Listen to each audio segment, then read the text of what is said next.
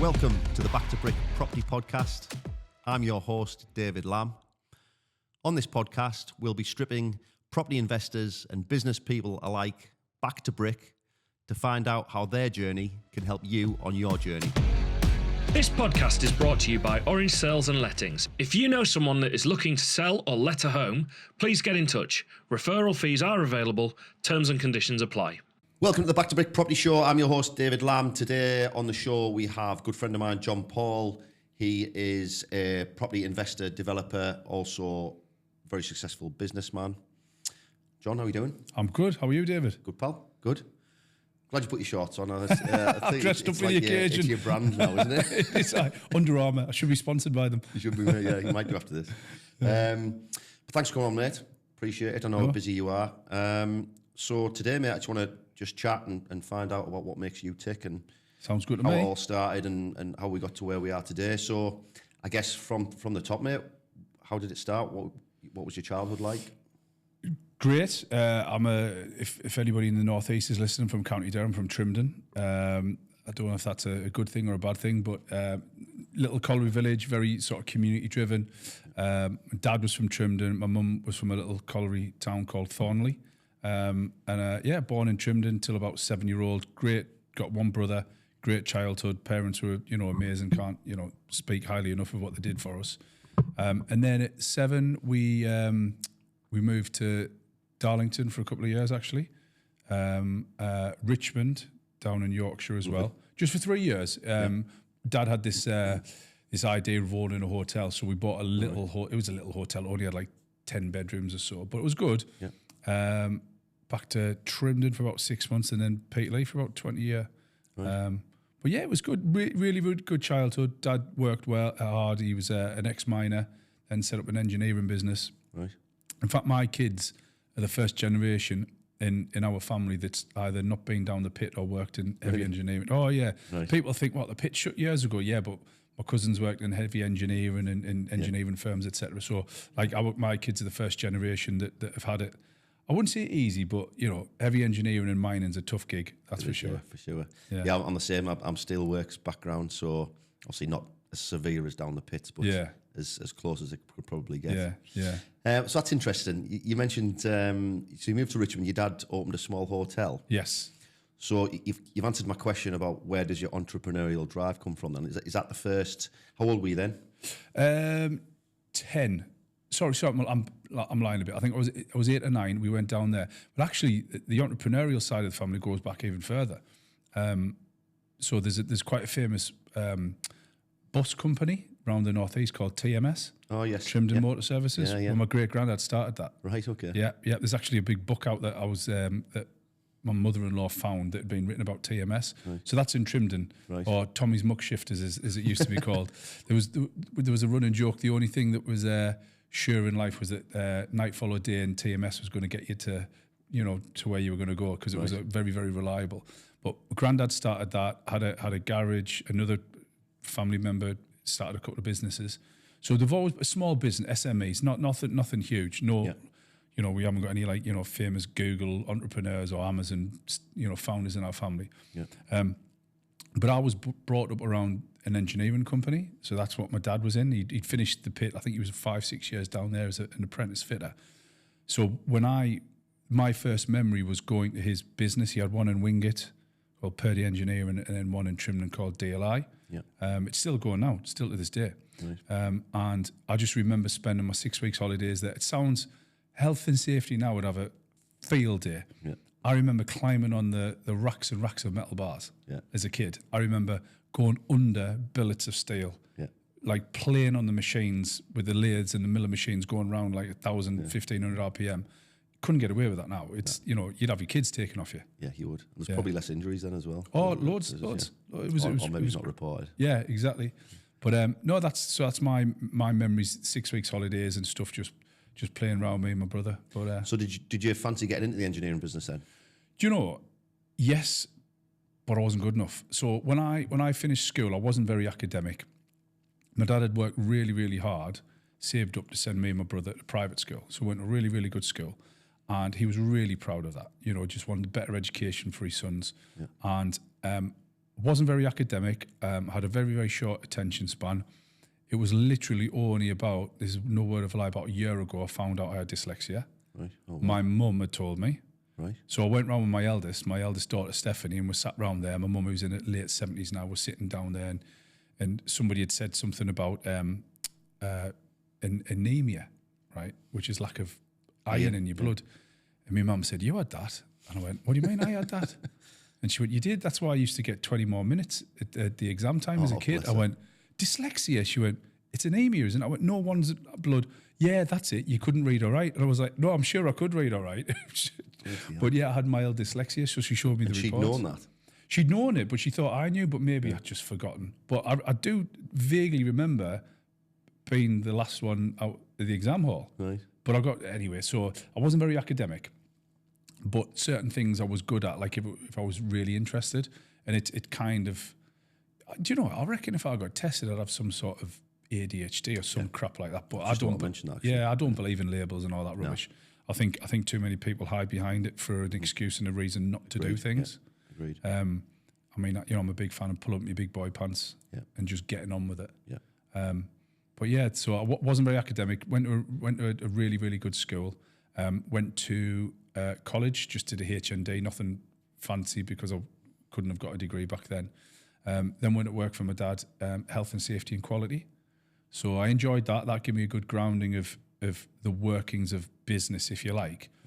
And I wanted to take over from my dad. Was that straight from school you went to? College, yeah. So 20. So I went to college 16, 17, 18, just new college, Durham. Then went straight to work for my dad and did that for a couple of years. Wanted to take over, but I couldn't get my head around a lot to do with business, like engineering. Did he want you to take over? No, he didn't. He didn't actually. I remember having conversations with him saying that he was a middleman. Sorry, he was the end person, so he was producing something. Yeah. But he was beholden to his customers to what. So he did a lot of work for Caterpillar, Komatsu, right. You know, the coal board back in the day. Yeah. So basically, they told him what they wanted to pay, and it was up to him to try and make it for that. Right.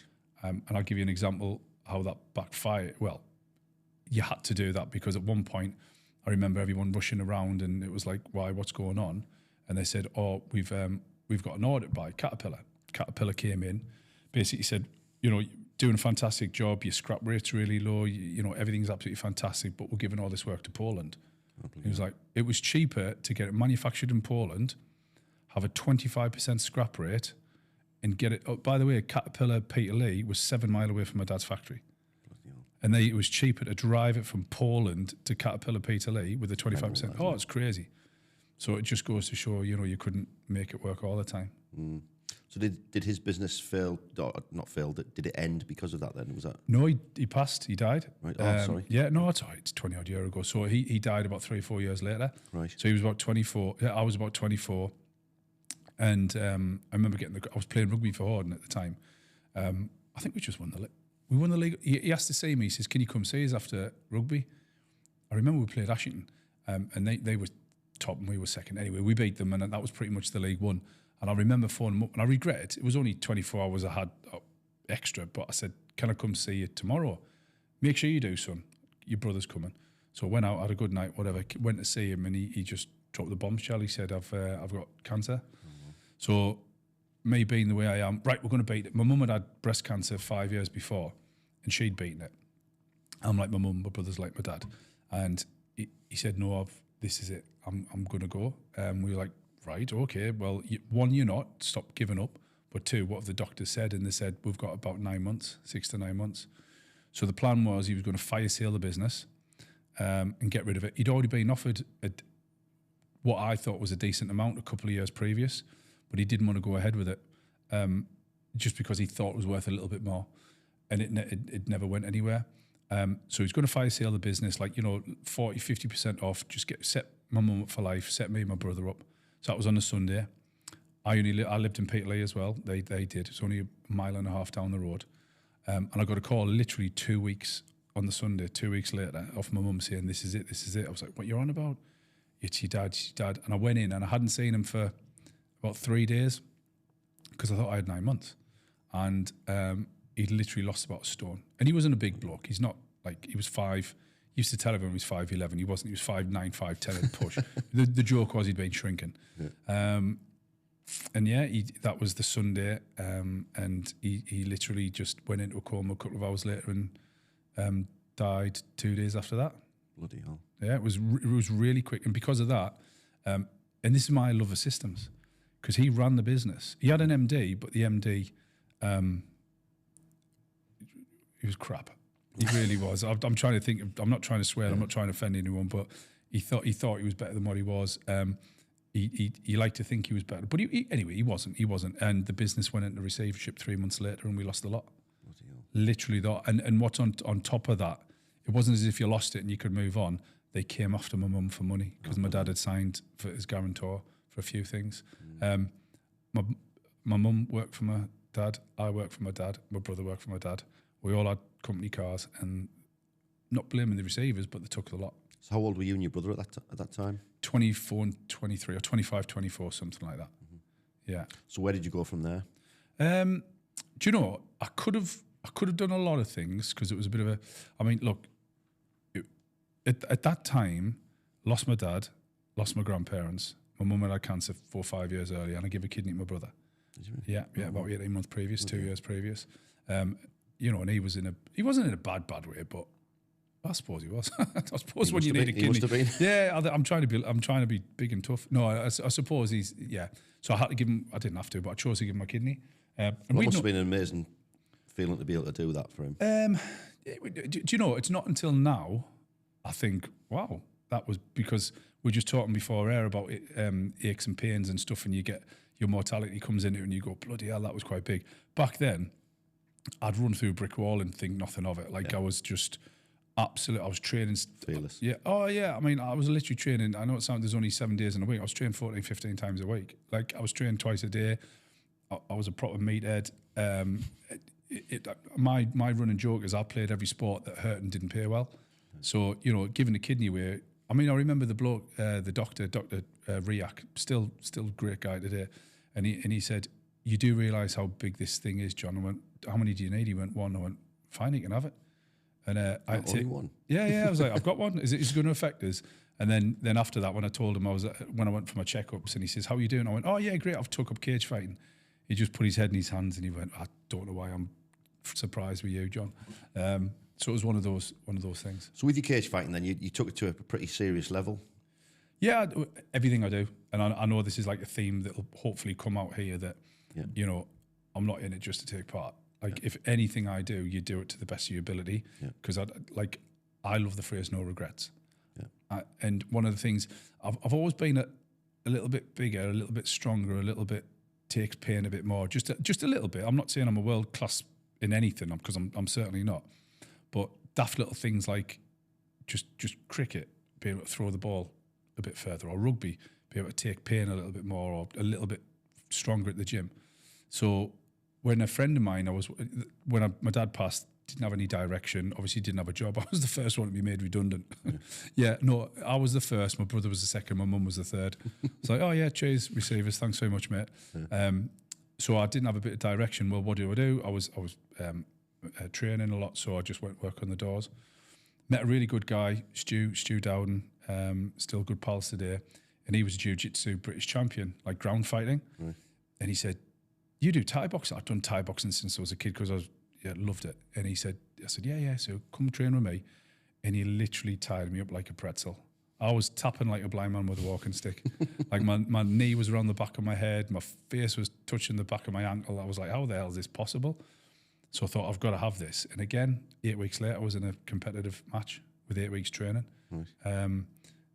Thankfully, I won. Just kept doing my strength thing, no technique, and just kept on going on and going on. And that's when I focused my life on doing that.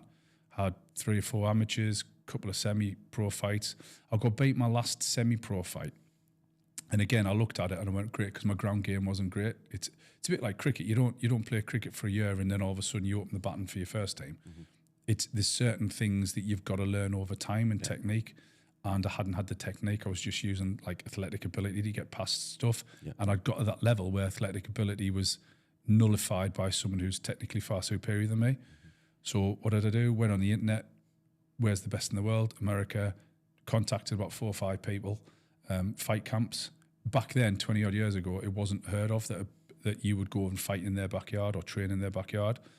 But messaged them, a couple came back and went to Portland, Oregon. So I went all the way over there to train with Team Quest, which is Dan Anderson, Randy Couture, Matt Lindland, you know, pretty big household names. I mean, Randy Couture was starring in Hollywood and The Expendables and stuff now. Even I've heard of him. Yeah, good. So he was a great guy. Robert Fowlis, he's unfortunately passed away. He was the camp coordinator and he welcomed me with open arms. So I think the first time I went for a month, just, right, I'm going to go to America.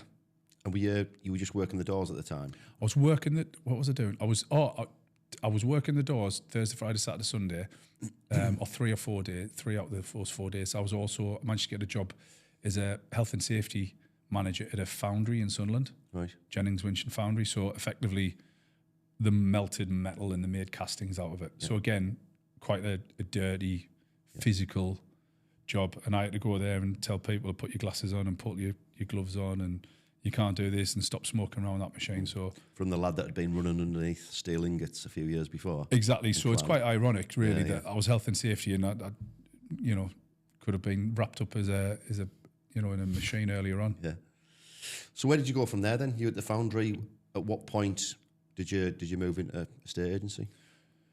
So, funny story. I always wanted to get into property. I wanted to do something. I didn't know what. You know, I'd looked at everything and anything, like to start your own business. And I think that's where the entrepreneurial thing started. And I remember clearing out the garage in my house I was living at, and I found a 1-page business plan.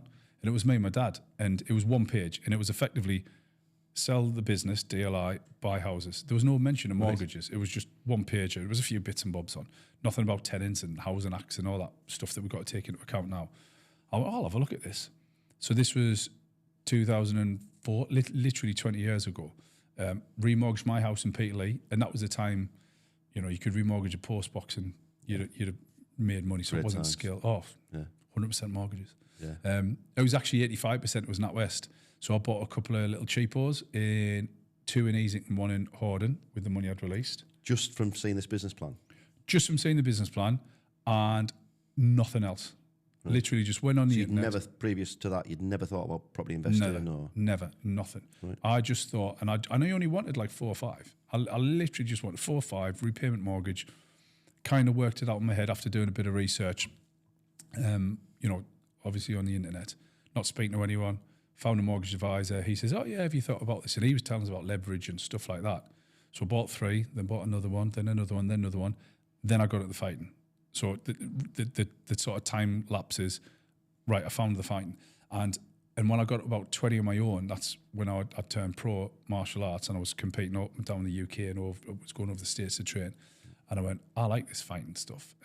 Pay is atrocious. Like you literally got paid a couple of £100 for scrapping.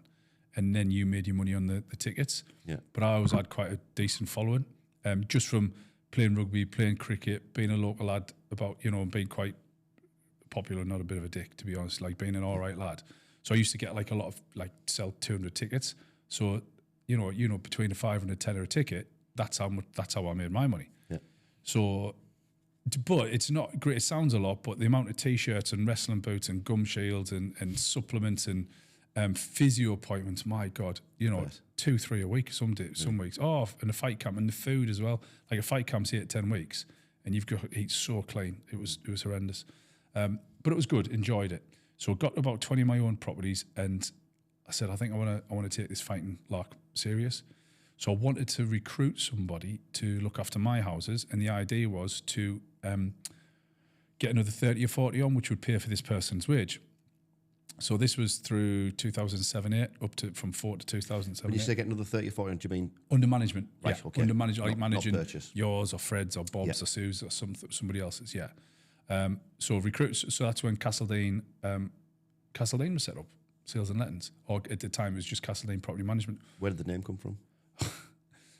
Literally, in Peterlee, where I was living at the time, the shopping centre had been taken over by a German company, and they called it Castledine. Right. It's literally as rubbish a story as that. Like, I'd love to say it was an inspirational moment, and like Amazon's the A to the Z, and Google, and it was just, I went, oh, that's good. And I had a few houses in Peterlee, and I want to be synonymous with Peterlee. So when I think this, but it was one of those happy accidents because we were getting a lot of people phoning up saying, I've seen a shop in your shopping centre right next to Poundland or where Woolworths. Oh no, it's not us. All right, and vice versa. They used to get a lot of people asking for renting little single properties, I'm being told. Yeah. So we set that up. Got a lady on, Bev, who came to work for me. And it was 2000 again, just timing. It was 2008 when housing benefit turned to LHA, local housing allowance, and there was a lot of humming and ahhing around it about how to get paid direct and how quickly you can get paid. And a tenant of mine got paid a couple of months' rent, so I went straight to the council. It was when it was Easington Council; it wasn't a unitary council. I explained what had gone on. I went, oh yeah, because of this, and this, and they ticked this, and they weren't financially in distress, so we paid them. I went, well, she clearly is in distress because she's just kept it and ran off.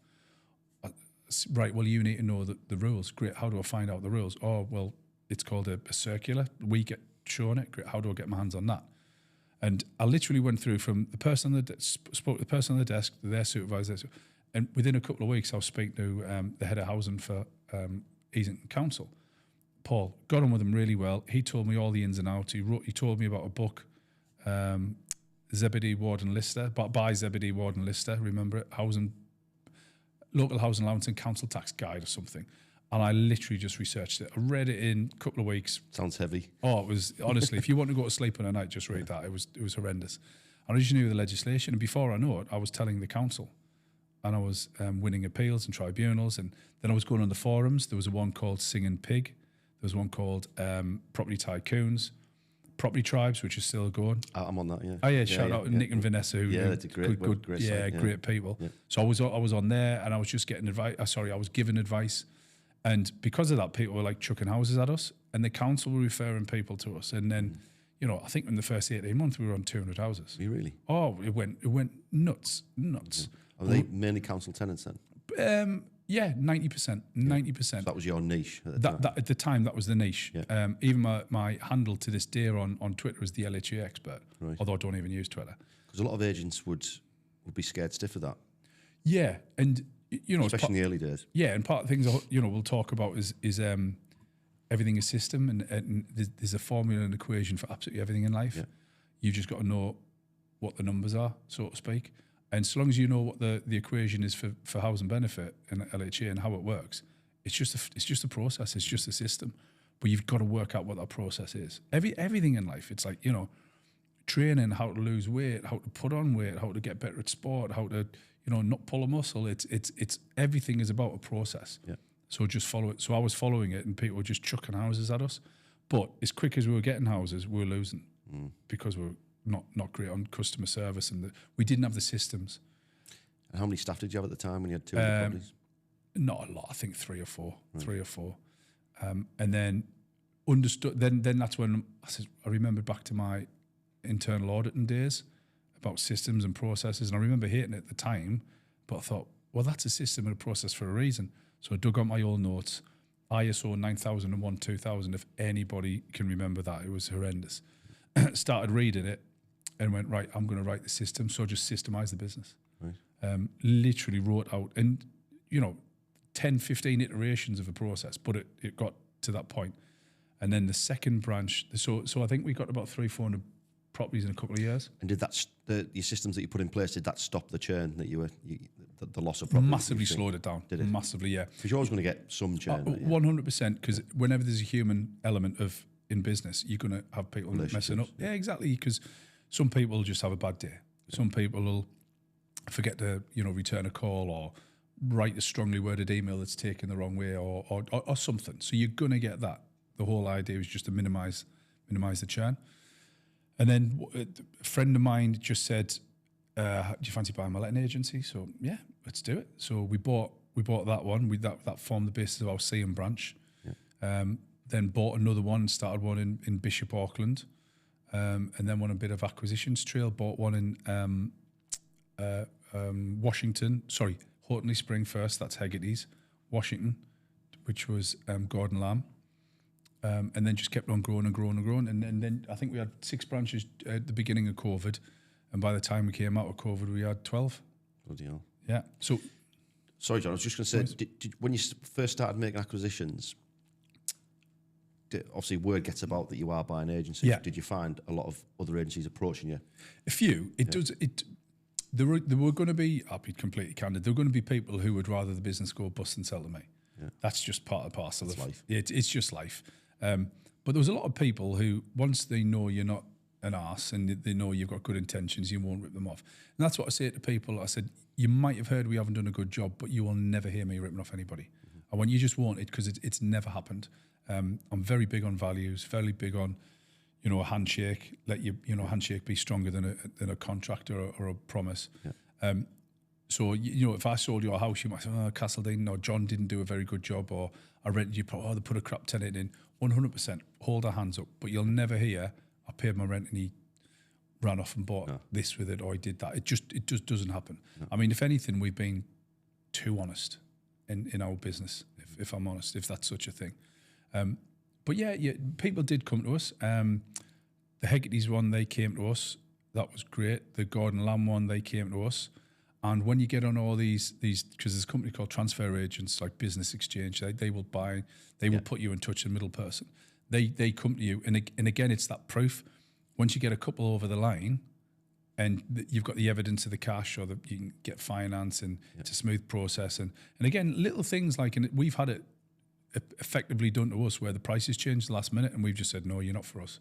We don't want to do that. Yeah. Oh, and it's shocking. It's absolutely shocking. But it tells you a lot about someone. Of course it does. Yeah. Without a doubt. Yeah. So you found that acquisition process quite easy then, the way you're speaking about it? Did you just learn on the job as you were going through the process? I learned the first couple. I surround myself with some really good people. So a chap called Angus Allen from Clive-Owen. I've heard of him, yeah. Yeah, he's good. He's retired now, but he was... How about this for a story? So remember I told you... my dad had a price for his business and he refused it. Angus was acting on behalf of the person who gave the offer. Right, okay. And he went to my dad, and I hope he doesn't mind me saying this because it's he's retired now, and he shouldn't have done this, but he liked my dad, and he went to him and he said, look, my client, that's his max. I shouldn't be telling you this, but that is his max. It's a good offer, John. My dad was called John as well. It's up to you, but I'm not just saying this to get a negotiation to go backwards and forwards. He cannot afford a penny more. And my dad was advised wrongly on his side, said, no, we think we can squeeze out a little bit more. And the deal fell through. Mm. Ultimately, when my dad's business went bust, it was the same guy who bought it for about 15% of the price he offered. It is what it is. It's one of those things. Yeah. But when I bought Interlet, which was my first big acquisition, I reached out to a couple of people, and Clive-Owen, Angus Allen was one of them. And I like this about Angus. He waited till I said, I want you to have the job. And then he said, right, I'm going to tell you something. And if you don't want to deal with me, it's completely fine. But the reason I waited till you to tell me that you want to work with me was because I didn't want what I'm about to tell you to influence your decision. Really? It actually did influence my decision. It just strengthened my resolve to say that I've definitely got the right guy. And he said, he was so transparent, you mean? Or? Yeah, because he was so transparent. So what he could have done is he could have said, I knew your dad. He was a good guy. I mean, we all look at our dads and, what have you. But he didn't. He waited till I'd said, I've given you the job, Angus, on the merits, effectively. My words, not his. And then he said, this is the situation, but if you want to walk away after knowing what I'm about to tell you, I'm totally cool with that. I like that. Yeah. Oh, it was great. And he's a really good guy, and we had a lot of good times, and he helped me, even advice, even towards the latter stages when he was sort of winding down his career, and we got to such a point where we didn't need their advice because we had a financial director who did a lot of the legwork. I'd still phone him up and speak to him. Yeah. So he's a great guy. Brilliant. So how many acquisitions did you actually make in the end? About 23, 24. And a lot of them happened sort of around COVID. Anytime, we were buying, the littlest one we bought was like 20, 30 houses. The biggest one we bought was probably one called James Wynn, which was in Thirsk, North Allerton. That was a 2-brancher. That's a really good deal. We got, during COVID, James Wynn, who we bought it off, he'd shut down the North Allerton branch during COVID. Change of direction, change of life plans, wanted to sell. So we went and bought it. And we wanted to get back on the high street in North Allerton pretty damn quick, just so it didn't lose any of that momentum. So we got Rishi Sunak to open up the branch. Really? Yeah. Don't want to talk political or anything. Wouldn't want him doing it now. No, definitely not now. Yeah, don't think I want either of the buggers to do it now. No, definitely. But yeah, just he was, because he's the MP for Richmond. Yeah. And he was just walking with his Secret Service police type thing, his security detail. And just one of our valuers was just working on a stall, helping his mate out, and said, Rishi, we're about to open a branch. Would you come and open it for us? And he went, yeah, and he did, which was pretty cool. Brilliant. Yeah. So is that the not the only way? Is that the best way to grow an estate agency in today's? It's in today's the only world? way that I would do it. It's the only way that I would do it. It's very, very difficult and long. Well, actually, I'll take it back. It totally depends on you and your strategy. So it's still part of a sales and marketing strategy. Strategy is the idea of where you want to go. Tactics is how you're going to get there. So the idea of growth is nothing new. I mean, I know you're looking at acquisitions, and I personally think that's the perfect way to go. You can spend 2 or 3 years getting to 300, or you can get there in 3 months. Yeah. And the cost of doing so obviously has to be taken into account. Yeah. But you know, with efficiencies and organic growth and adding more properties on, you could pay off those borrowed funds, or if you structure the deal right. Yeah. I mean, we bought the cheapest business I bought was for £1. Right. Yeah, bought 120 property portfolio branch in Halifax. Nice. Yeah, it was a nightmare. So you went to, I was just about asking, did you venture out the northeast? We did. I had this idea of franchise and growing like that. And we had a partner in Wales. We had where was the other one we had? Manchester. That was a nightmare. And then very quickly I realised that I don't need to go outside of my area. You know, I can't control it. But the one that so those two were partners. The Welsh chap, funny enough, I still coach him to this day. Really great guy. And so that just dissolved, as in like, oh look, I don't think it's for me yet. Fine. The Manchester one, we kicked them. They were just ridiculous. One of our landlords at the time had a couple of houses in the northeast that we managed, and he had a couple in Manchester. Right. And I read the email that those Manchester partners had sent him, and it was just borderline abuse. Oh, it was horrendous. We just said, you don't live our values, so jog on. And then they started giving us hassle. But the Halifax one we bought, it was a weird story. Friend of a friend, they took it on under our banner, the Castledane banner and procedures. He had a change in life circumstance. He was a lot older than me, so a change in life circumstances, and he said, you can have it. And I went, I don't want to pay for it. It's out too far out of our control. He went, just look, we'll do the deal at £1, you can have it. So we took it on, but it was a nightmare. So we turned it around. It was losing money, owed fortunes to tenants and landlords, and so I think we had it 18 months, and then we sold it. Right. With all the acquisitions, were they all asset purchases or share purchases? Were you buying the actual businesses, or were you buying the book? Bit of both, really, and it totally depends on. So if I had a strong business presence, very strong, good reputation, good balance sheet, making profit, we'd buy the shares. Mm-hmm. If it was a case of just a portfolio that we need to pick up and plonk into a current business, a current branch elsewhere, we'd just buy the assets. Now, an asset, the advantage is it's very quick because you don't have to do a lot of due diligence. You're effectively just buying the book.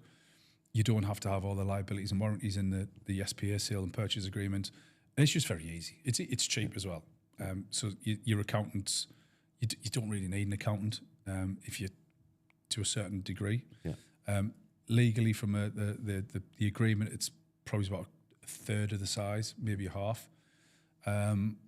And also, you'd buy the assets if there was any potential wrongdoing or any skeletons in the cupboard. Yeah.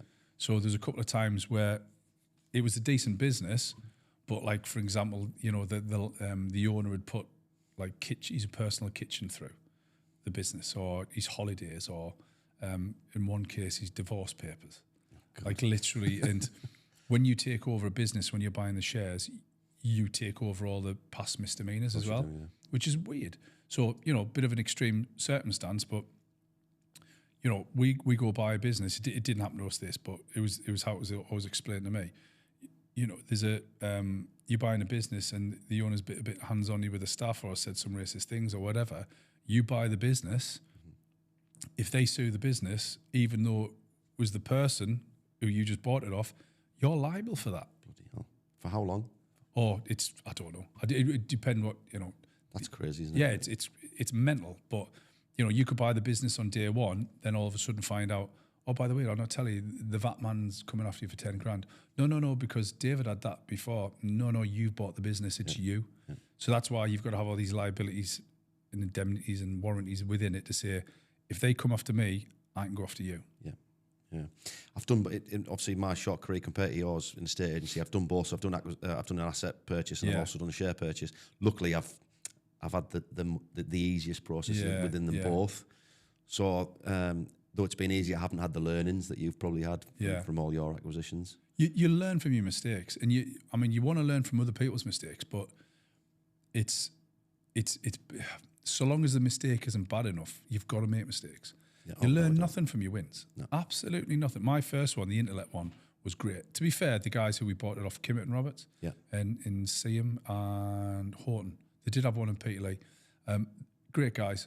So Bill and I know the Horton branch quite well. Yeah, great. They were dead easy. I've known Bill Kimmett for a long, long time. Nice fella, shot and colliery lad. So says it how it is. Yeah, really does. Funny story actually, because Angus, and again, I won't mention the figures because it's not appropriate, but we bought the business. It was a decent price. And Angus, he's a very clever guy, but quite well spoken, speaks very posh, quite like this. And he met the three owners and we all sat down. It was at the Peterlee. And he said, oh, so gentlemen, you want X? Can you tell me exactly how you've come to this valuation, please? And Bill just says, because I want this, he wants that, and he wants that. And if you try and knock us down, you get F off. Yeah. Like, okay then, right. So glad we got that out of the way. Yeah. And I bet that put your mind at rest, actually. I was dealing with people like that, the salt of the earth. I was peeing myself laughing. No, I just knew it. You're right though. So you know where you stand. Yeah. It's the people who shake your hand and then you've got to count your fingers after. Exactly. Yeah. That's it. Yeah, the couple of agencies that I've bought, they've both been brilliant people. Salt of the earth people. Puts your mind at rest though, doesn't it? 100%. Because if they're salt of the earth, you know, well, I don't feel as though I've got to check every particular property file. Yeah. I know the team that they've got around them are half decent. I know this. You just feel as though you're getting a decent buy there. Transparency there. Yeah. And it's, though I've probably gone overboard my due diligence. Looking back with hindsight, I could have saved myself a lot of money by not doing it. But hindsight's a beautiful thing, isn't it? Yeah. So you've got to be safe, better safe than sorry. So you've mentioned high street presence there a couple of times. How important is high street presence in today's world as an estate agency, do you think? Tell you what, you're bringing these good questions today, man, aren't you? It's important if you do the other things as well. So there's a big topic, conversation and debate, to be fair, about do you need a high street presence if you're an estate agent or letting agents? Now, having a high street presence makes you lazy because you think business is going to walk through the door. If all things being equal, if I'm doing 20 things and you're doing 20 things and you're on a high street and I'm not, you will win. Right. It's just another tool to get people to walk through your door. However, what in my experience I've found is that if you've got a high street presence, out of them 20 things, you'll do about 8 or 9 because you just think that they'll come. Right. Okay. And the difference between a cost of in this lovely business centre we're in today and the one you're in, and a high street is quite substantial. Mm-hmm. You probably pay double, sometimes triple, if not quadruple, your rates and rent being on a high street. So that's why, just because you're in a high street, is arguably you've got to work the same, if not harder, than somebody who's not, just to get people to walk through that door. That's interesting, yeah. Yeah, I think people get quite passionate about that question. And a lot of agents I speak to, they're adamant you need a high street, and they're always advising me, Dave, you need to get Orange on the high street. And I just don't see it. I think my personal view is your online presence is everything. That's your shop front, isn't it? It is. And you do have to put more and more effort into that, which obviously I'm trying to do now. So how many properties did you get to under management at your peak? 2,200. Right. Yeah. So we had about 2,200, and I think the last year before I sold it, I think we sold about 850, 900 houses. Did you? Yeah. Yeah. So everyone thought we were mostly lettings, but when we sold it, our turnover was split 57, 58% sales. Sales, right? Okay. Yeah. That's interesting. What were the main growing pains then? I'm sure there were plenty more than we've got time enough to list. What were the main growing pains? Big one was people. I knew you were going to say that. I was just going to say that knowing how big you are on systems and growing within an infrastructure, I'm sure you had everything to a T, but there's still that human element. 100%. Had they have followed the systems, the issues would have fell off a cliff. They'd have still been there, but it was getting good people. You know, you want to pay your 40 grand and your 50 grand and your 60 grand. You can't do it because letting agents, it's a bit of a race to the bottom in estate agents, and you can't charge what you can in America. Margins are tight, aren't they? Oh, massive. I was in the States at the National Realtors Association, which is like America's biggest membership body. And, you know, the average fee there is something like 3.5% to 4%. It's mental. The average fee in the UK is 1%. And the agents over there, like celebrities, you see them. Oh, Same, I lived in Australia for a period, and you drive along the main highways, and you'd have estate agents' faces plastered all over billboards. Sell your house with Bob or whatever, and everyone in the city knew him, and they'd walk past him and get photos with him, and they were making so much money in commission, same as you've just touched on, that sort of 3-4%, more than that at times. And that's a really good point, because they do personal branding, we do company branding. Why is that? It's just the way it is. So it needs a culture change. So they've never really had the corporates like we did. So the corporates were a lot of the big insurance companies bought a lot of mortgages, a lot of estate agents to get the mortgages in. Ah, okay. Like the franchises, like LSL. Yeah. They're a huge mortgage company first. They've got Reeds Range, Your Move, stuff like that. They've just defranchised them all, Your Move. I'd heard that. Yeah, so everybody now they own their own business. They're called partners now. Right, okay.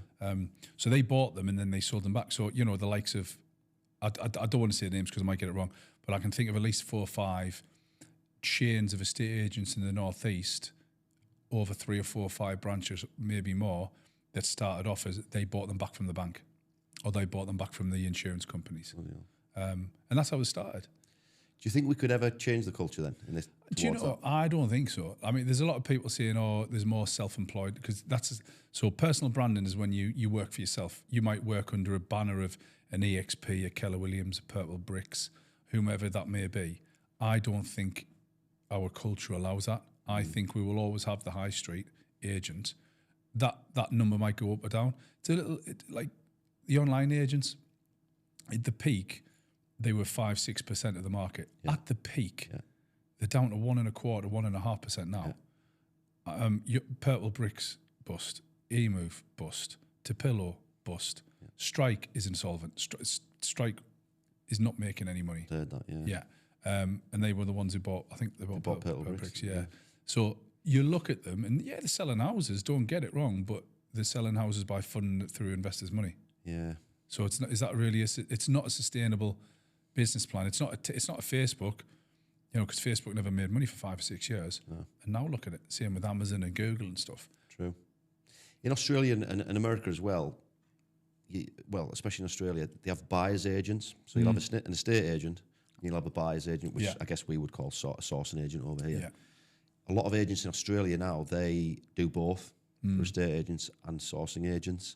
I think there's a lot of that happening in the UK now as well. Have you seen what's happened over in America? There's been a lawsuit, and it's something like for that. And the thing is how can you... So, for example, I want to sell your property for 5%. So they've got something called a listing site, MLS? Yes. Multi-listing site. So I'm Mr. Seller, I'll put it on. You come to me and say, right, John, I can advise you 5%. Great. So then you go to your friend and you say, right, I've got this 5%. I'll split it with you 2%. You can have 2, I'll have 3. So that's a buying agent who you're working with. But you're working closely with him because this is the thing. You're acting in my best interest, but you're working very closely with him to get a price that you know I'm going to sell it for and he's going to buy it for. So a little bit of cloak and dagger. Blurred lines there, isn't it? Exactly. Yeah. So the National Realtors Association, the NRA, is just being sued, and it's over $1 billion. Is it really? It's $1 billion in compensation. So they're changing the rules over in the States. Right, okay. Yeah. Because sourcing agents over here, they're so active now, they're everywhere, aren't they? Yeah. It's slightly different. Like a sourcing agent will buy, it's an investment property. Yeah. Over there, a buying agent is literally could be a $10-15 million dollar home. Yeah. But yeah, it's in theory, it's the same kind of thing. So with Castledine then, were you always looking to sell the business eventually? Was that always the aim, or did the offer just come along? No, I sold it back to my business partner. So it was always in the offering, but it got to a point where I did so little in the business other than acquisitions I kind of need a new challenge. Yeah. You know, I had an MD who ran the operation side of the business. We had an FD who was financial, and we had a good, strong management team in place. And I had an idea about what I wanted to do next, and it was something to do with tech. So Jeff just sold it back to my ex-business partner. That was in December 22, so just about 18 months ago. And then literally the day after, I set up Prospector Pro with my co-founder, Adam, and we've been building this for probably about 9-10 months now. Yeah, it looks a hell of a tool. I want to come on to that. But I want to ask you first, how did it feel to sell your baby? Even though it was to your business partner? Yeah. It was good, really good question. It was a bit weird. Like we sold it a couple of days before Christmas, 22nd of December. So I was just all in the kids thing, like, you know, Santa's coming and, you know. Good presents that year. It was all right, actually. I didn't get any good ones. No, you won't do. Never do you? No. But I think it was Christmas and New Year, and it wasn't until the first week of January when I was like, all right, what do I do now? Because, you know, obviously, you know, I do coaching, but I only do that like a couple of days a week. So I still had 3 days, and it was like, right, what do I do? And I think a couple of weeks I went and bought a pub to refurb in Hartlepool. Did you? Oh, just proper impulse purchase. So I bought that, got planning permission, then flogged it back to the council because they were coming in and regenerating the area. And I'm glad I did. I didn't make fortunes on it, but I got it. It was a nightmare getting, you know, backwards and forwards and sorting it out. But yeah, and it wasn't until probably the May when I really got my teeth stuck into the new tech thing. And raising investment, you know, going around sort of saying, look, we've got this great idea. Do you want to chuck some money in? Getting into that whole fundraising aspect of things. You said you weren't a massive part of the day-to-day run at Castledine. That's you felt like, I guess you were getting phased out, but in a positive way. Yeah. Out of choice. So did you have a day-to-day structure still? When you sold the business, did you go from having this day-to-day structure because of Castledine, despite the limited role that you had? Did you go from that to being like, shit, I'm lost here? No, because I can always feel I'm scared of being bored. So I would always find something. So I read a lot. I started training again. I had the pub. That happened really quickly. I had this idea. I was fleshing out a lot of the ideas about the tech, like how was it going to work? You know, just having an idea is one thing, but then you've got to scope it all out. You've got to, you know, find the developers. You've got to find the AI guys. It was like business planning and financials. Yeah. If anyone knows who's ever done a business plan, you've got to put a lot of time and effort into it. And I was still doing a lot of work for a company called Property Mark, which is like the UK's version of the National Landlord Realtors Association I mentioned. Yeah. So I was still, you know, doing that 1 or 2 days a month max. Right. So I was still getting up my normal 5, 5:15, doing a bit of work, although not as intense, although not having as many outcomes and outputs because I didn't have that much to aim for. Yeah. But as soon as Prospector Pro started to pick up a little bit of momentum, and that was probably about the April, May time. And then I was joking at my wife the other night, I've never been as busy and been paid so little in all my life. Because you work for free in a startup, don't you? Of course you do, yeah. Of course you do. And how's that going? So what does Prospector Pro, in a nutshell, what does it do? Yeah, so I had an idea about when I had the agency, went on all these courses and read the books about how the Aussies and the Yanks are very big at picking up the phone and calling out, in a sense, in a nutshell. Get all buzzed up, come back, motivated, tell the team, get them all buzzed up, motivated. They do it for 2 weeks and then nothing.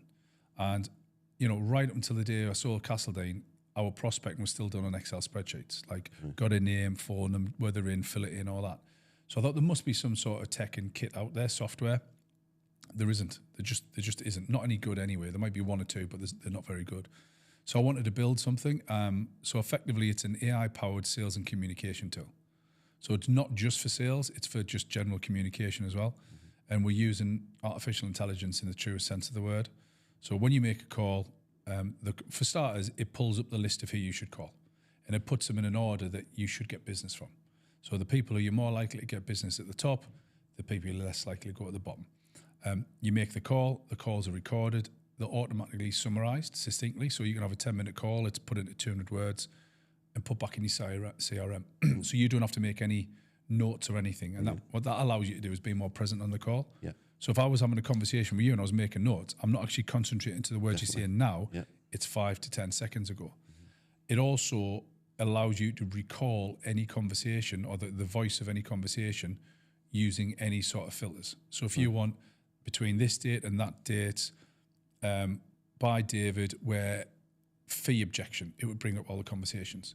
You can even search by a word. You can say David Lamb Properties and it would bring up all the conversations where David Lamb Properties were mentioned. Wow. It's really clever. And it's got all the user insights as in who made what call and how long you've been on the phone compared to me. And it allows you to improve your team. Yeah, superb. And you're going to, I guess, as it progresses, obviously it's doing very well anyway, but as it progresses, you're going to integrate more and more AI into that. Yes. Yeah. Well, the one that's actually, and this is scary, so this is the one that's coming out. We've tested it internally and it seems to be working. It's getting released next week, I think. It's AI scorecards. Right. So basically, the AI will listen to the call and it will score the call out of 100. Brilliant. So based on things like, did I overcome any objections, expression of interest from the client, did we agree a future follow-up date, because that means they're interested. It even picks up on objections. It will even alert the manager to any bad language and any pressure selling on the call. So if I say things like, "Oh, David, yeah, thanks for bringing your property on board," or if you bring your property on board, I know you want to go for the farmhouse down the road. If you bring your property on and pay 1.5%, I'll put a really good word in with the owner. Yeah. Or the other one that's just Spice of Heart, just being hauled to the court, big agency down south for conditional mortgage. So yes, we will put your offer forward, but you have to use our mortgage advisor. That's illegal. You're not allowed to do that. Absolutely, yeah. So it'll pick up on that. Brilliant. Yeah. That's superb. On that, what does the future look like for estate agencies, do you think? Who's going to thrive? Professional agents, so ones that take it serious and treat it like a business, not an estate agent. Business owners who become business owners and not estate agents. So there's a difference. Estate agents are, a lot of single branch estate agents are set up by very, very good estate agents. They're just not very good business people. The regulation of property agents is coming in. It just depends when. It's got cross-party support. So no matter who gets in, it's coming. It's just when, this year, next year, whenever. Yeah. So that's going to allow you or force agents to take certain exams. And I don't think that's a bad thing because it's going to get rid of the cowboys. Yeah, exactly. I know there's an argument to say, do we need a sledgehammer to crack a walnut? But I think we do. I think if you're a good agent and you've got nothing to hide, then you might grumble, you might twist, you might moan, but you'll be all right. I totally agree. It's similar to the property world because when all the legislation, we've been hammered by legislation over the last 10 years as landlords, but what it has done has filtered out all the Absolutely a lot of the crap landlords, the rogue landlords. So I think it's a positive move. Yeah, it'll be a lot of red tape, hard work in a lot of ways, but it will. I think those that survive will thrive. I think we've got to learn from it because it's happened a lot in Rent Smart Wales, down in Wales. And I coach quite a few agents down, or a couple of agents down there. And they're always stressed out with the amount of stuff that's got to go on. And, a chap called Barry, who I work very closely with, he's a very, very good agent in Newport. He talks about, he's very open and honest. He's been doing it. I'm sure he sold Moses his first hut. He's been doing it for years. Sorry, Barry, if you're listening. He tells me what is good. He says, "Oh, this bit's good. I like this legislation," and he's quite open. He's very fair and measured and considered. And he says, "But that bit's absolutely horrendous. Yeah. It's horrific." One thing I do like about it was, and I do like this. I think, and you'll have to fact check me on this. I think it's 50 miles. So if you're a landlord and you've got a property that's 50 miles away from you, you're not allowed to manage it yourself. Is that right? I think, and I like that. I like that because how can you distance manage it? True. So if that's brought into here, a lot of people who manage houses from, 200, 150 miles away will have to use an agent. And I like that. Yeah, I mean, there's only one chap who I know who's quite well known in the community, Steve Harvey. Yeah. He's the only person I know who manages it, who does a good job from a distance. Right, okay. As far as I'm aware, it makes sense. It makes sense, to be fair. Yeah. Yeah. Most of our landlords are Birmingham and South anyway. We cater. Yeah. Our sort of niche is sort of out of town landlords. Yeah. It's just happened organically. Which is good. It's they don't bother you. It is. It's great. We always found the ones who lived 2 miles down the road. Yeah. You'd get a call off the tenant. He's been round again. He's checking me bins. He's knocking on the door. I know. Yeah, you get a lot of that, don't you? Yeah. Yeah. So throughout this whole process with Castledine, and you've gone through a whole journey there, amazing journey. Were you still buying properties as you were going? I haven't bought a property other than a couple of flips for about 6 years. Bought a couple of commercials. I like commercials, so I might go back to buying those a little bit when the prices come down. Yeah. For the commercials, that is. At what point did you stop buying residential properties? Oh, ages ago, like 7 years ago, 6 Was years that ago. a business choice, or was that just you so busy with the agency? So busy with the agency, so concentrated on the agency. So I'm a big believer in you chase two rabbits, you won't catch either. Agreed. So you've got to have your focus on one thing. And it's one of the things I talk about some of the clients. I've got a really, really good client. I won't mention her name because she will be listening, but you know who it is. Cheryl. So you've met her actually. I've met her, yeah. Yeah, yeah. She's lovely. She is, yeah. She's great. She's very, very switched on. She's letting through and through. But again, and we joke, and I'm speaking out of turn, she's got shiny penny syndrome. So, I've got this opportunity, that opportunity, that opportunity, that opportunity. I keep saying you can't do everything justice. There's only 24 hours in a day. Yeah. And with Instagram and the internet, it's difficult because everything's on offer to you, isn't it? It's on offer, and you believe the hype what other people are getting up to. Yeah. You think, oh wow, he's got that shiny new car, and he's got this big house, and he's bought another business, and he's doing this, he's doing that. Not glitters is gold. No, it's like the property world now. Everybody wants to use angel finance. Oh yeah. They want to do social housing, HMOs, and they want all the money out on every deal. Oh, exactly. It's like rent to own. You know what? When I bought my house, you went to. Yeah. It's like rent to own was seen as this strategy. We went down to London to see Gough Chambers, like a barrister, and we paid a fortune for him to look over our agreements. Mm-hmm. To this day, I think we're the only people that spent that sort of money on getting it done. So when people are talking about, this purchase, it's basically a purchase lease option for people listening. We just, branded it up and put, a bit of sizzle on the sausage, so to speak.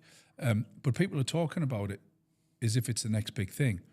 It's not. It's just a tool. It's a tactic to get your strategy. You've got to do everything. Yeah. Is like a process, like we were talking about before, but you've got to do it 100% legitimate and correct. Yeah. Just alone those properties that you bought in Easington. Yeah. Yeah. Have you ever sold any? No. Had a couple of lease options that I passed on. Like, it came to the lease option. Negotiated what you wanted to sell it for, and then sold it on and made a margin on the top. But in terms of my properties, no, that's I'm keeping mine. Will you always keep them? I think so. Yeah. The idea is build Prospector Pro, obviously exit that at some point, and use the proceeds to pay off all my mortgages, and maybe buy some more or go into another business. Yeah. So do you own most of them in your personal name? Every single one. Yeah. Don't have anything in my company company name. Oh, well. Not a single one. No. Right. No. Okay. Because I've got 8 in my personal name, and it's have you? Yeah, it causes a few issues. So it does. You can, if you get a good account, you spread it around, and I put my other income in. I've got a 19-year-old daughter, and she earns a decent amount. Let's put it that way. Yeah, and some of my wife's name, the income that is. Yeah. 100% legit and above board. Mm-hmm. You're just spreading out to take advantage of people's tax brackets. Yeah. So who manages those properties now?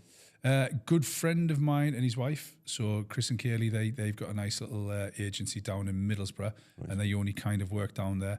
So what Chris and Kaylee do is they do all the arrears, all the references. They do all that stuff. And I'm up there, and if there's anything needed, we've got a good contingent of like contractors and stuff. So they do a good job of just taking that away from me, so I don't have to get involved as much. How do you find the properties in Easington? Do you get much?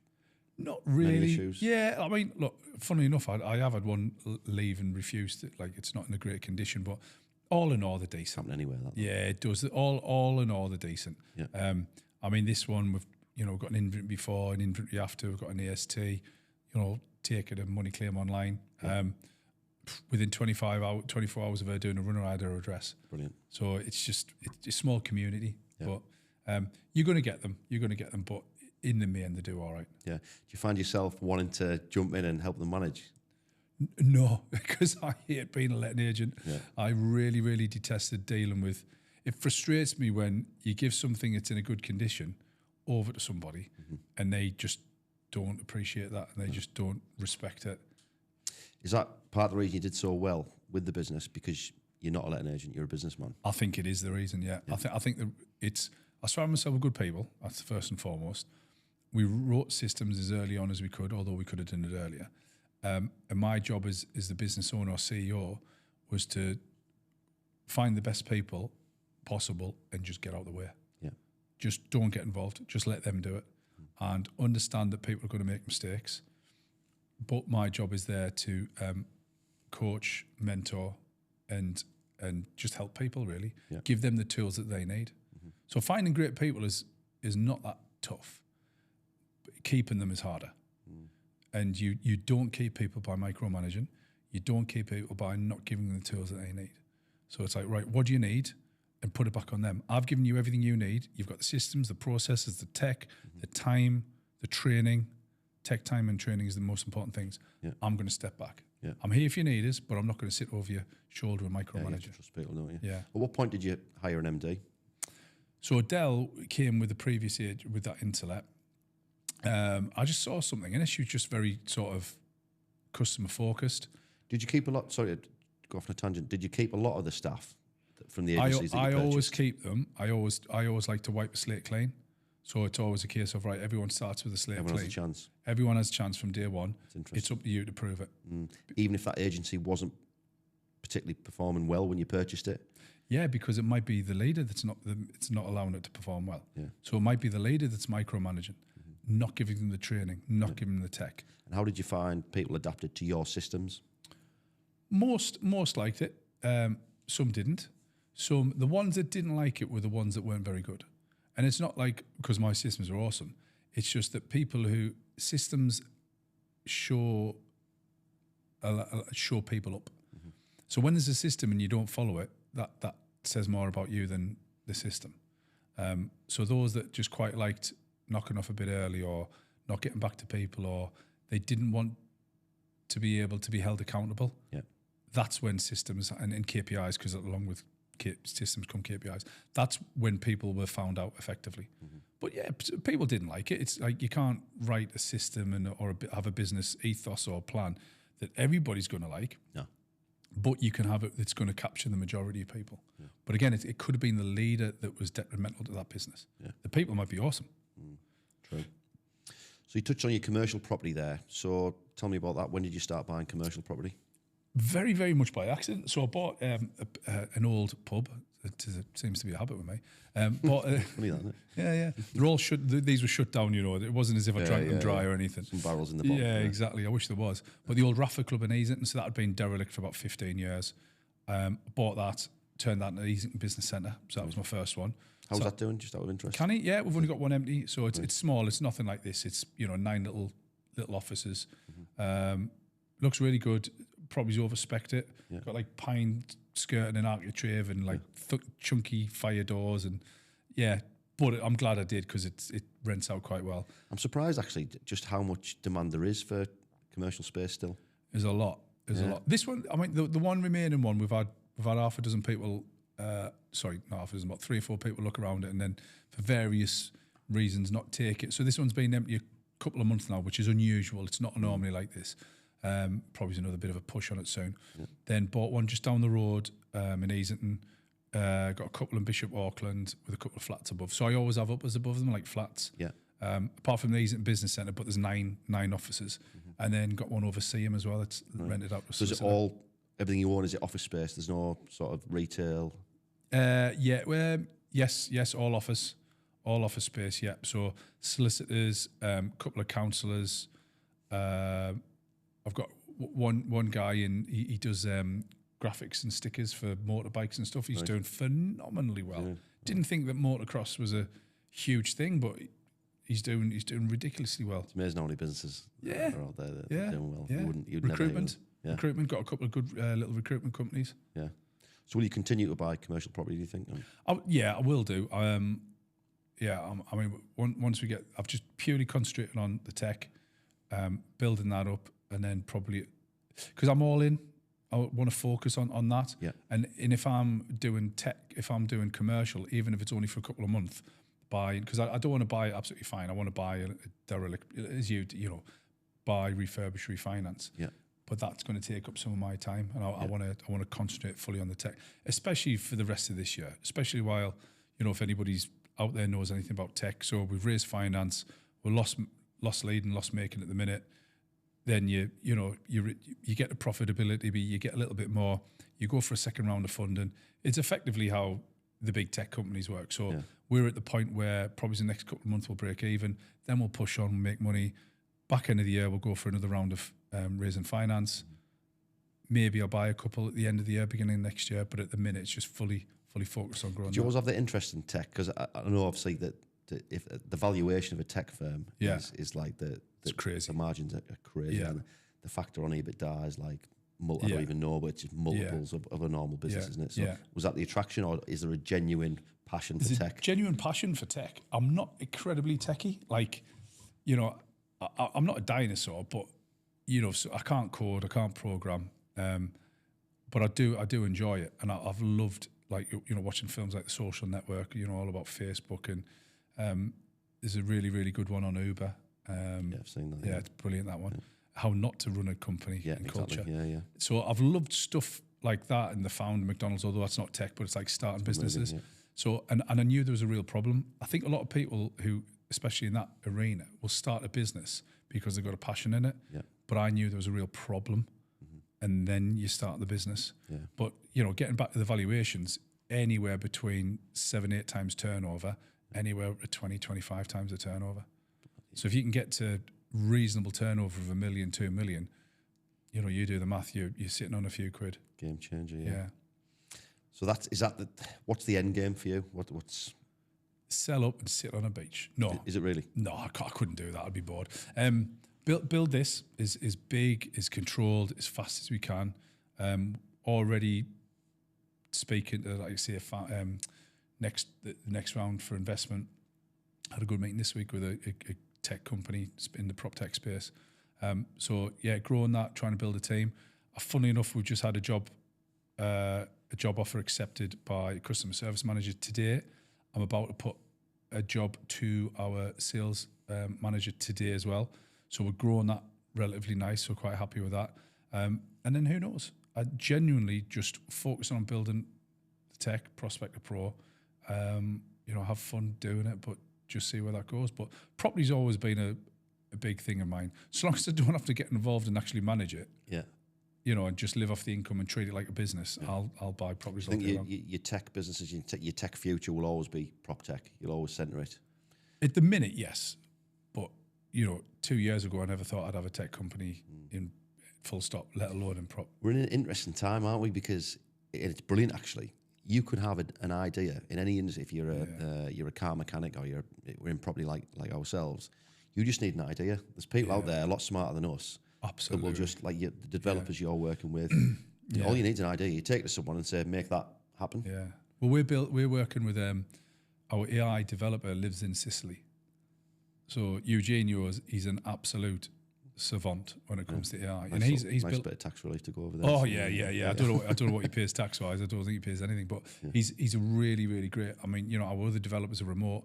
One's in Bradford, one's in Dublin. My business partner lives in Norwich.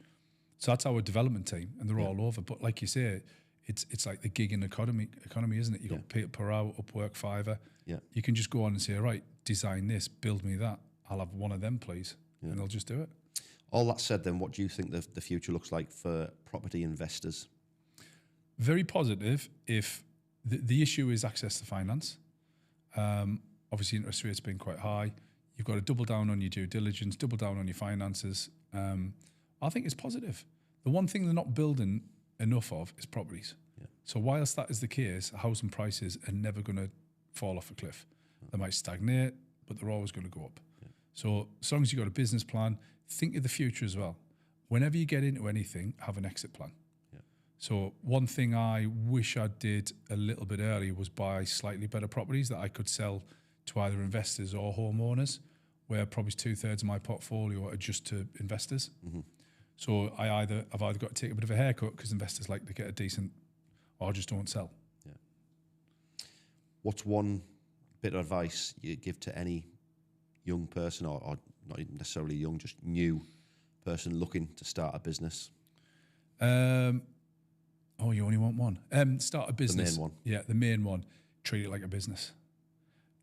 Everything in business is a process, whether it's how to do KPIs or financial management or leadership or, sales and marketing. Treat it like a business. Don't treat it like a job. Don't treat it like it's a side gig or a hustle. It's got to be a business and focus on it. And the second thing is always learn. Yeah. Always be open to learning. Exactly, 100%. How important is it to work on your business and not in the business? It's the only way you'll grow. And small businesses stay small for a couple of reasons. And that's because they're working in the business and they don't understand the things that you need to work on the business. So the difference between a good business and a great business is that the business leader and owner is a couple of steps removed. Mm-hmm. So he can have that helicopter view and he can actually kind of look, say, oh, well, that needs fixing, or that part of the department's a bit weaker. I think I'll bring somebody in. Yeah. So you've got to work on it because you'll see so much more. During COVID, when we kind of promoted the area manager to MD, and we grew, that was because I solely concentrate on acquisitions. Mm-hmm. And if I'm solely concentrating on acquisitions, we virtually doubled the business. Yeah. And that's a multi-million-pound business. Yeah. We grew. And I guess that, there's always going to be a period where you have to work in the business, especially when you're first starting. Your turnover absolutely doesn't dictate that you can step away. So you're always going to come to that crossroads, I guess. Yes. How do you identify when the time is right to do that? Probably when growth stagnates. So you're going to get to a point where you've got control of everything. And, we're sitting in this room and I know David's doing that and John's doing this and Lucy's doing that and Fred's doing this. When that business stagnates a little bit or cracks start to appear, that's when you need to recruit. Mm-hmm. And I always like to recruit slightly earlier than we can afford it, because then that puts a little bit of pressure on you. One of my next questions. Yeah. You always recruit slightly earlier. Yeah. I'm a big believer in being slightly overstaffed than understaffed. Yeah, me too. Because the one asset you don't sweat in business is your staff or your team. I hate that word, staff. Yeah. Unless you own Downton Abbey, you don't have staff. You've got a team. Make sure that they never work at full capacity. Yeah. 85, 90%. So, well, what do you mean? I said, do you drive your car at 100% capacity? Do you redline it everywhere you go? Yeah. Do you have an elastic band that's fully stretched? No. Because what happens? The engine will break. That'll snap. It'll never go back to its normal. And again, I don't want to get all walky and trigger people, but people aren't as tough as what they were when you and me were kids. 100%. And mental health is a real thing, and I'm not diminishing it in any way, but I think well over 50% of people who say they've got it are just hiding behind it. Yeah. No, I'm the same. I always aim to be at least one step ahead from a recruitment perspective and an investment perspective in any area of a business. But I speak to so many people who say, oh, well, when I can afford that, members, I need to add on 30 grand profit before I can take on a 30 grand. It doesn't work like that. I like that. I think we were speaking it when I came to your place before, and overstaffed is always better. Yeah. Because then you can say, all right, well, if I want to take this on, I'm going to give you that. Mm-hmm. And your team appreciate it a lot more as well. They do, yeah. Nobody comes in going, oh my God, look at my to-do list. The majority, you're different because you've played sport at a high level and you've got good business brain on you.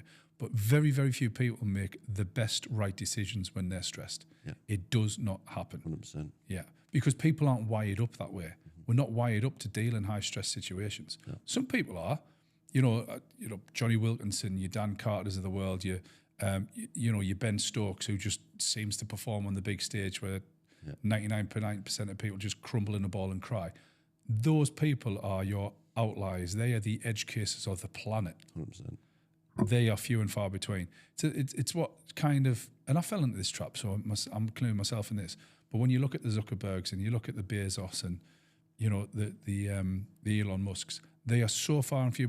There's more chance of you becoming an astronaut than there is being a tech or the Ben Stokes to that level. Yeah. So if we're not like them, then don't try and behave like them. Yeah. So don't put too much stress on your team. Yeah, agreed. Right, last question, mate. If you could go back 30 years and start all over again, is there anything you'd do differently? Buy shares in Amazon. Yeah, buy Bitcoin. Yeah, what would I? Let's think. Within reason, then. Within reason. I think I'd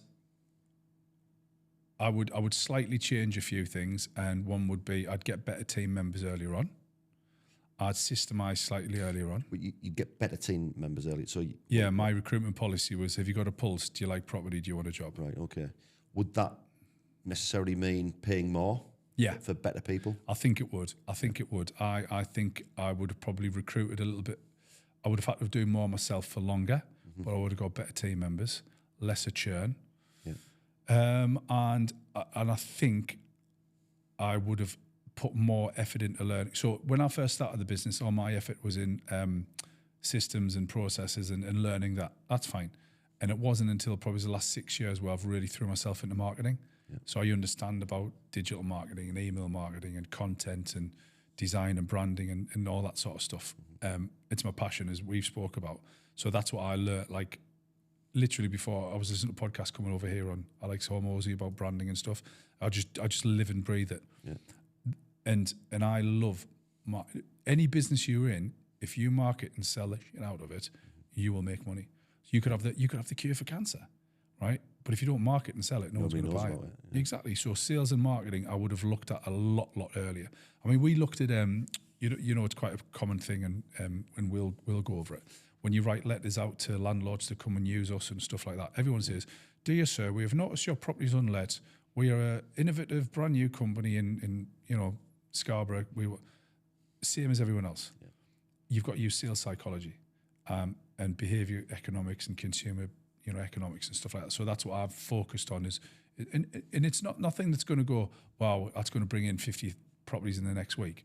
But it's just those little things do make the difference and they make you stand out. It's a slow burner, isn't it? It is, absolutely. Yeah, for sure. Mate, thank you so much for your time. There's some absolute gold being dropped there. Thanks for inviting us. From a property perspective and a business perspective. I'm sure you'll continue to smash no matter what you go into. And I'll enjoy following the rest of your journey, mate. But cheers. Thank you very much. Cheers, David. If you are watching or listening online, please do follow, like, and subscribe. It is much appreciated. Till next time, take care.